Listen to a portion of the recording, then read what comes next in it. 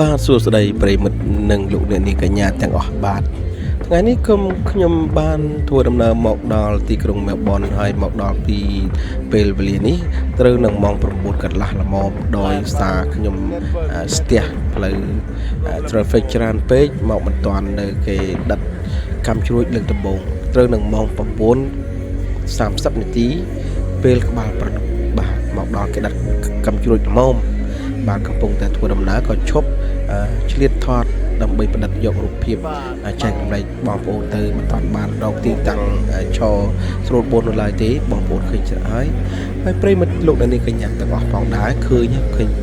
ថាបងប្អូនញាតិមិត្តទាំងអស់ទីជិតទីឆ្ងាយតែងតែមករួបរวม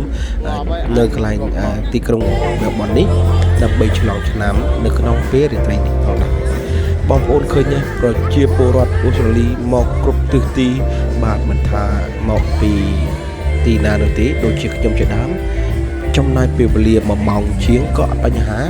បាទអ្នកខ្លះ1ម៉ោងកន្លះក៏អត់មានបញ្ហាដែរហើយគ្រប់សញ្ជាតិតែម្ដងបាទខ្ញុំក៏បាន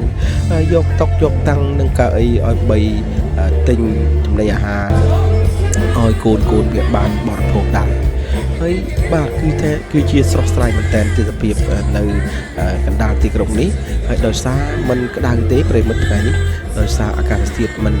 សូវបានល្អដែរมันក្តៅក៏មិនក្តៅមិនត្រជាក់ប្រមាណនោះទេគឺបើយើងនិយាយទៅគឺមធ្យមសម្រាប់ពួកខ្ញុំនៅក្រៅប្រទេសបាទមានតែខ្លះរុញតាំងពីកូនងាទៀតដើម្បីមកឆ្លងឆ្នាំនៅទីក្រុងមែលប៊នបងប្អូននិងប្រិមិត្តក្នុងលោកនាងកញ្ញាបានឃើញហើយ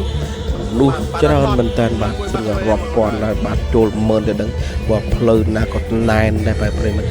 នៅលើដងផ្លូវនេះគឺមានបានន័យថាគេបិទទាំងអស់ហើយប៉ូលីសគេធ្វើអន្តរាគមន៍នឹងកុំឲ្យស្ទះកុំឲ្យមានបញ្ហាហើយនឹងសន្តិសុខដែលយាមល្បាត់គ្រប់ទិសទីតែម្ដងបាទកន្លែងណាក៏មនុស្សដែរប្រិមិត្តបាទបើនិយាយកន្លែងបង្គន់វិញយើងមិនបាច់ចូលទេគឺតតម្រៀបជួរដើម្បីចូលបង្គន់បាទច្រើនមែនតើមនុស្សច្រើនពេកបាទចូល10000នាក់ឲ្យប្រិមិត្តបាទនឹងមនុស្សខ្លះធ្វើដំណើរមិនទាន់មកគ្រប់គ្នានៅឡើយទេអ្នកខ្លះក៏បានមកធ្វើដំណើរមកយឺតពេលដើម្បីគេចាំមើលកាំជ្រួចនៅម៉ោង12តែប៉ុណ្ណោះបាទពេលវេលានេះខ្ញុំទើបតែមកដល់ដោយសារបាល់ប្រលប់បាទ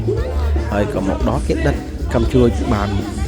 លើកដំបូងរួចស្រេចបាទមកទាន់តែបន្តិចទេបាទបងប្អូនឃើញខ្ញុំដើររកផ្លូវដើមចង់បានបាទម្លែងកន្លែងណាក៏សមត្ថដែរបាទដើម្បីរកទីតាំងស្រួលនឹងយើងសម្រាប់ហើយយើងថតដិតយករូបភាពថ្មីនឹងផ្ទាល់តែម្ដងដើម្បីចែករំលែកទៅដល់បងប្អូនទស្សនា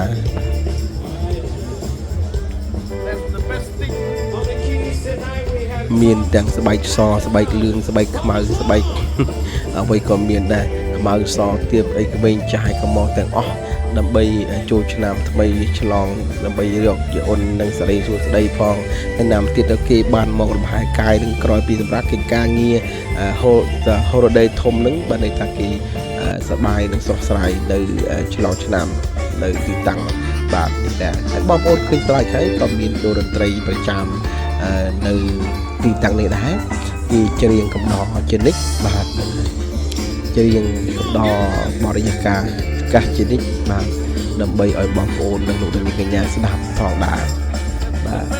មានគ្រប់សាសបងប្អូនឃើញច្រើនបាទច្រើនតែសូមបងប្អូនទស្សនាបន្តទៀតបាទខ្ញុំធ្វើការដិតយករូបភាពរហូតទៅដល់គេដិតកាំជ្រួចម៉ោង12នៅខាងមុខនេះ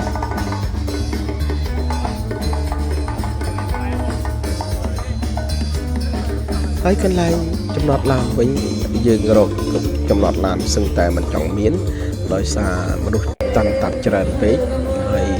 កន្លែងចំណតឡានតយើងឆ្វែលថាជាមួយជុំមើលក៏ពីជុំសម្រាប់រកបានក៏រៀងឆ្ងាយដែរតែខ្ញុំLucky បានចំណតឡានស្រួលហើយចិត្តបាទមិនដែលឆ្ងាយទេដែលប្រហែលជា5នាទីតែប៉ុណ្ណោះបាទ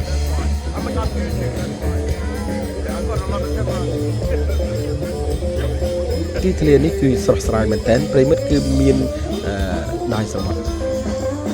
គុំព័ទ្ធរត់នឹងនៅកណ្ដាលទីក្រុងតែម្ដងកណ្ដាលទីក្រុងមែលប៊នប្រទេសអូស្ត្រាលីតែម្ដងឃើញស្រស់ស្រាយមែនទែនប្រិមិត្តហើយមិនសឹកក្តៅទេគឺទៅជាដោយសារមានដាយសមុទ្ររត់កាត់